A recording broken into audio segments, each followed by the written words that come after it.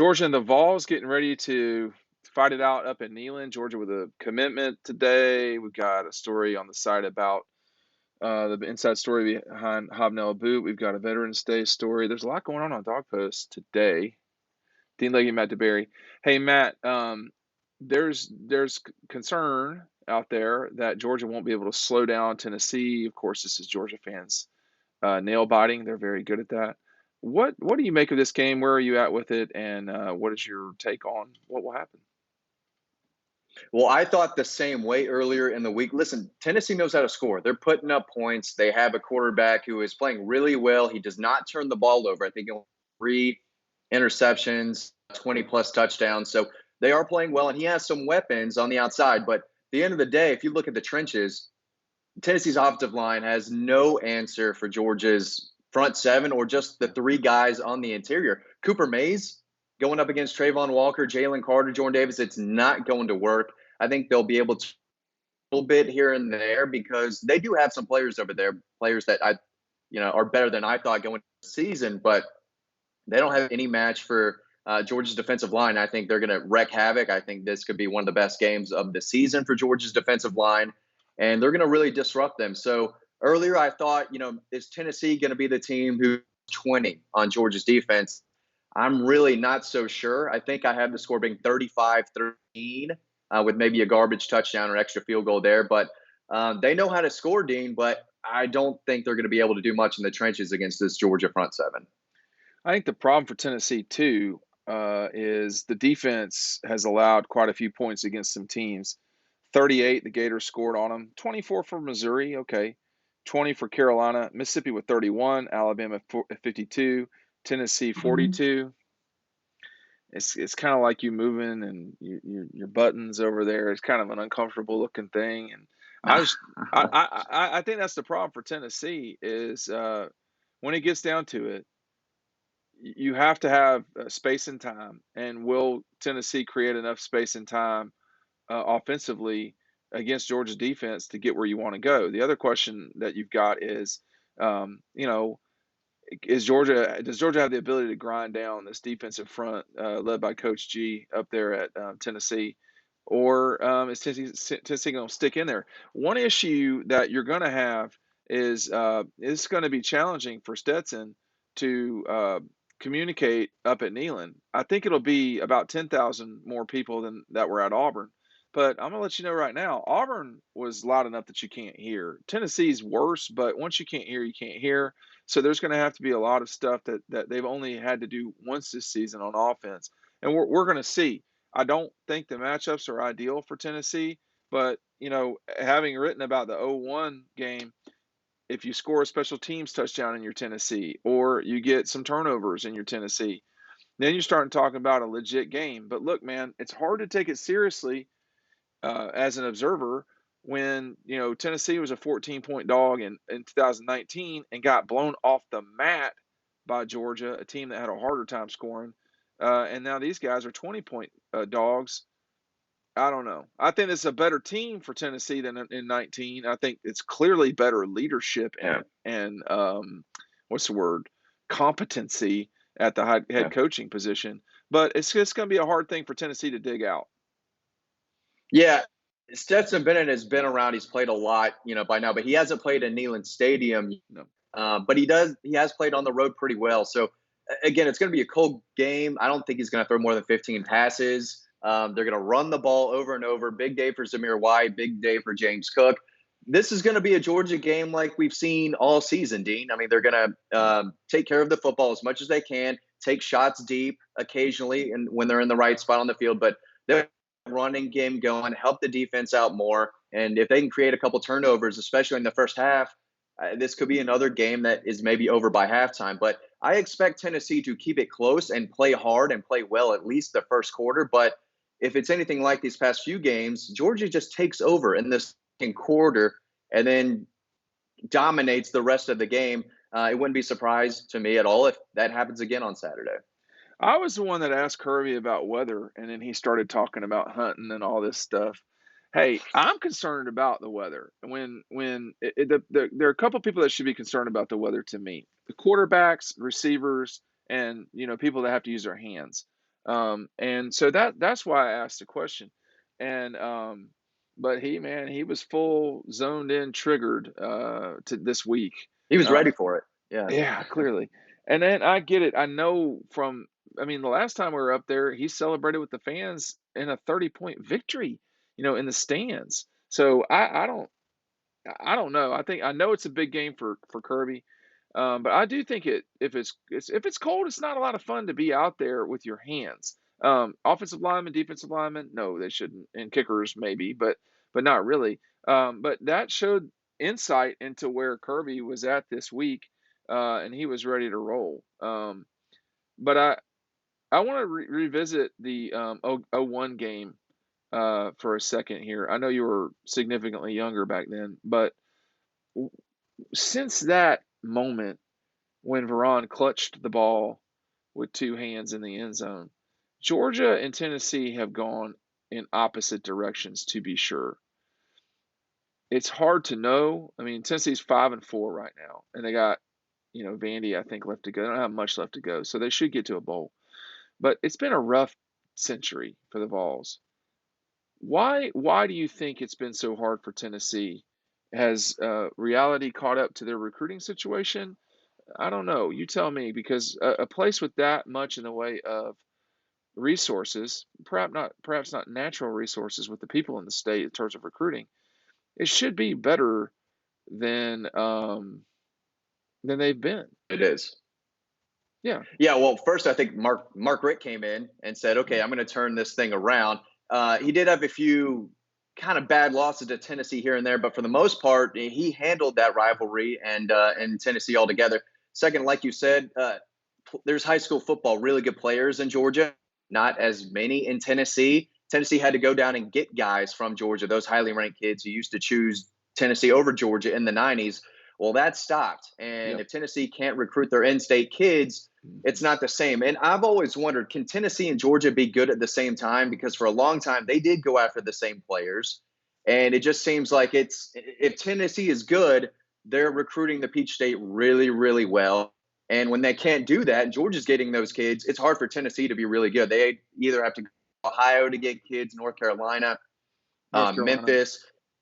Yeah, Well, and again, a Memphis is lot of in their Memphis happens to be in Tennessee, right. but no, but But North Carolina Ole and Miss and everyone else goes to Memphis to kids too, so they have to really guard that section of the state. It's tough. I mean, I think I'll tell you this. I think Tennessee and Georgia can be good at the same time. I don't think Tennessee, Georgia, and Clemson can be good at the same time. I think, well, it's hard for me to believe that Clemson and Tennessee very specifically can be good at the same time, because although Clemson is not a state, Tennessee and the Tigers treat the same recruiting area as theirs, which are the Carolinas, some parts of Florida, Atlanta, and to some degree Tennessee, but it's mainly Virginia, Carolinas, the I-95 corridor plus Atlanta.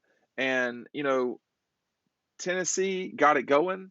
And really, Phil Fulmer did a great job for a long time. But the heyday was an 8-year run at Tennessee. Sound like something else we've seen? So, I mean, I'm not ready to pronounce Clemson dead, but boy, they don't look alive the way they used to. That's for sure. So it can go away, and you can't compare the resources of those two schools because Tennessee has way more resources. But that moment in 2001, I mean, Tennessee still could win the national championship that year. They lost to Nick Saban and LSU in the SEC championship, and really, Georgia was just starting to put things together. And Mark was such a great head coach. I mean, just that's all there is to it. That he flipped that series, and that was Yeah, that. Casey Clausen was good. He wasn't great. He Like, wasn't yeah. Peyton Manning. T. Martin came in and had that big year for them, winning that title. Once Peyton Manning left, and once they got rid of Philip Fulmer, it really went downhill in a hurry. They hired Lane Kiffin, who just treated it like a pit stop. And But the Jared Dooley was a bad hire. A lot of bad hires led up. but the Peyton to Fulmer getting fired was 10 years. I mean, I think, Right. and then these are not the same, but Trevor Lawrence Clemson's not going to fire Dabo in the next 5 years, I don't think. Of course, if he could, you don't ever know. But Yeah. there are Georgia, Texas, SC, to some degree, Florida. I think Florida, LSU, Georgia, Florida, LSU, Alabama, SC, Texas, Michigan, Ohio State, to some degree, Oklahoma. I would put Oklahoma in there probably. There are certain schools where you can do it and you can do it quick. Tennessee's not one of those schools. Clemson's not one of those schools. Obviously, Carolina, Tech, and Auburn's probably not one of those schools that you can do it real quick, although they're right on the borderline. Um, there's to me, there's no excuse that Tennessee's been in the situation they've been in football for as long as they've had. They have, but they've made bad hires. And they had the capability of hiring Kirby. They didn't make it Yeah. happen. I The get right why they coach in didn't. there will do wonders, though. Yeah, you see across the country, a good coach can change any program around, right? And I think the right guy could do it at Tennessee, but I don't know if they can go consistently top 10, throughout the season, each and every season. It's going to be tough to really juggernaut. If they're going to do it, they need to do it while Florida's down, while South Carolina is still trying to build. Missouri's obviously down. There's the door is a little bit open for Tennessee to come in and secure that number 2 spot in the East. We'll see if they play like it, weekend. But next year, I think, could be a big step forward for this program. That Well, program. well, Carolina is down. I mean, it's about as down as Yeah. it's been. They've had their way with Tennessee as much as possible over the last decade. Missouri is not good right now. Florida is obviously recharging a lot of different things. Things have changed at Tennessee, in the East. Excuse me. The problem for the Vols is, as we've said, they're a touch like Nebraska. They're a touch like Clemson. They've had glory in the past, but there's no easy recruiting base. Unlike Clemson and Nebraska, 2 of Tennessee's 3 biggest games come against 2 of the top programs in the country, not just in the conference. So they have a real challenging situation up there. I think this weekend, Well, yeah, go ahead. Oh, now you froze briefly, so I'm going to talk until you come back. team. Wait, now go say it. You froze. I You couldn't hear you. Go ahead. Go ahead, Matt. Why is Oklahoma not a team like that? They don't have a giant recruiting, base in their own state, but they're a No. team that never goes away. They're always top 10, top 5 each and every year. The last 20 years, that is the case. And that was not the case in the 90s. Yeah, They have Dallas. I mean, that's true. 3 hours away, and they play there every year. If Jacksonville had as much talent as the Metroplex did, that game in Jacksonville would be even more critical. But it doesn't, and it's an okay town in terms of recruiting, but it's not unbelievable. And it's the whole state of Florida that adds up. But I think when you look at this weekend, the Vols, I think, have a chance to win the game for sure. I almost say that every single weekend. You're not going to hear me say that these next 2 weeks against Charleston Southern and Georgia Tech, though. But I think for Tennessee, you want to be competitive. You want to score on the first drive if you can. Uh, that you can do that against Kirby, and we've seen that through the years, particularly with Gus Malzahn. So there's some stuff. There are some similarities between what Gus has run at Auburn with spread out stuff and what Tennessee has done. But I think really just in terms of playing the sport, you would like to score something, a field goal, certainly a touchdown in the first drive, because that gets you through to middle way the second quarter. I mean, Georgia's not just going to come out and blitz these guys. Yeah. They've only done that 3 times this season. They're not going to do that to Tennessee, I don't think. In terms of the offense. Tennessee needs to come out with 2 big punches, not just one. They need to come out swinging and land a couple and stay in this game and stay in there the whole game if they can. But if they don't come out and swinging early and get some going on early, it could be a really good night. Honestly, Tennessee needs to play the way they did last year in Athens for the first quarter and a half. I mean, think about that. The ball goes over Stetson's head, touchdown Tennessee, 7-0. Kirby goes for it on 4th and whatever it was from the 30. That was probably his worst coaching decision in his time. And he knows it. That was not ideal. But he was saying, hey, I mean, I think he pressed right there, but they won the game going away. But that did give Tennessee another shot at the end zone, which they capitalized on. You look at the score; they're losing at the half to Tennessee, and it felt like Georgia was the better team, but they were losing. I think that's what Tennessee kind of needs. They need a cheap and easy score. We all need cheap and easy scores, and I don't mean that in a sexual way. I mean, you need to score when you can in sports. So, um, if the other team's going to give you points, you take them. So I think that's what Tennessee needs. I do not at all. I mean, I think you have to take playing at Neyland totally seriously in every single way, and that's the challenge. You'll be way up in the press box. It's closed in. You won't feel the crowd the same way I do. There are still tickets available, so that's another issue for the Vols, I think. But it's going to be a cold night in Neyland, and we're going to have you covered. Matt, final thoughts before this game with the Vols? I'm looking forward to the press box food, one of the best we get all year. But I do think the game might be over at the half again. But I'm looking forward to the environment. I think it is going to be a good one. It always is up there.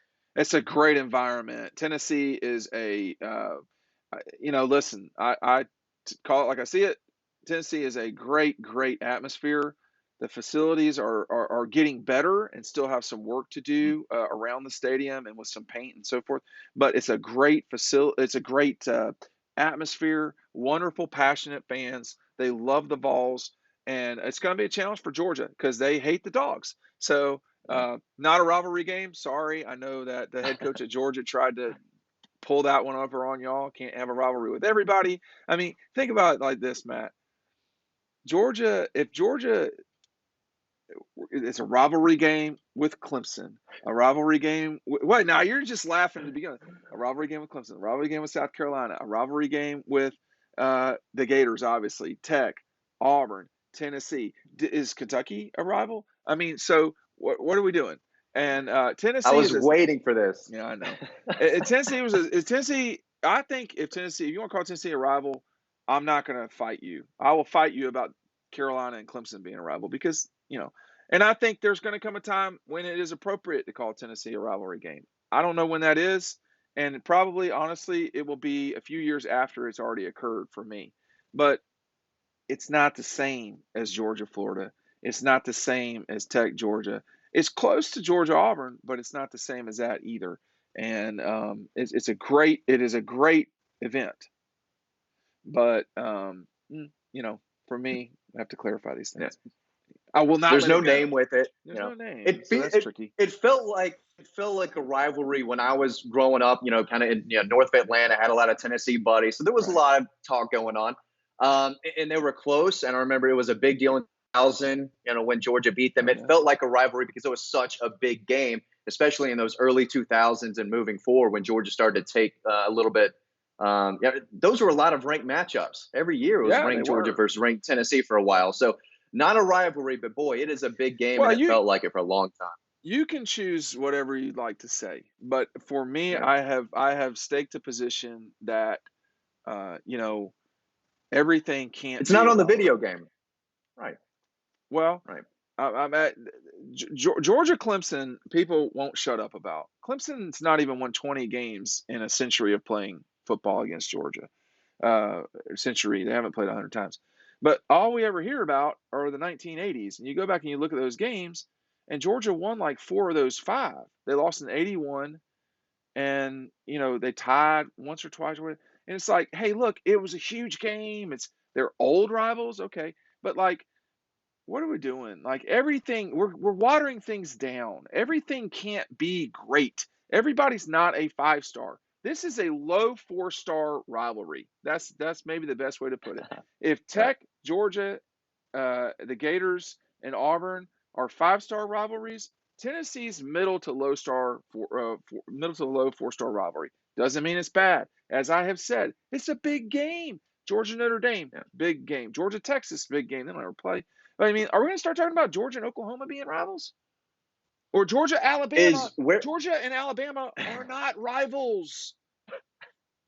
Where is Georgia on the Tennessee rivalry? Tennessee's biggest rival is Alabama, Vanderbilt, or Florida, and then Georgia. You got Vanderbilt and Kentucky and the Gators, but Georgia's either number 3, 4, or 5. Well, if you're wondering which one they are, so I would say they're not better than 3. You got probably Alabama for the Tennessee people, then probably the Gators. And then I would say it's a good discussion between Georgia, Kentucky, and Vandy. But all of those I mean, Tennessee Vanderbilt is a rivalry. Tennessee Kentucky is a rivalry. I mean, you tell me Tennessee has 5 rivals now? No, it's just their schedule. Yeah. Right. It's probably the second biggest or third biggest game of the year. Those, the fan base and the boosters For the want to win is Vols. Georgia. Oh yeah, Yeah. yeah. But South Carolina's biggest.